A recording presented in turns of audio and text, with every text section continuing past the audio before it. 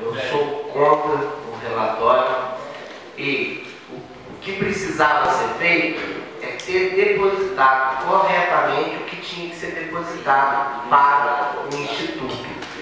E o problema do aposentado, quem tem que arcar e quem tem que fazer o repasse é a prefeitura.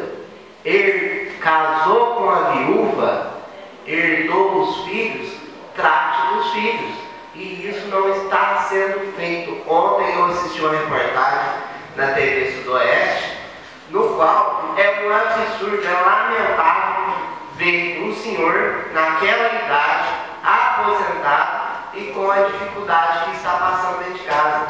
Será que a administração não tem pelo menos coração?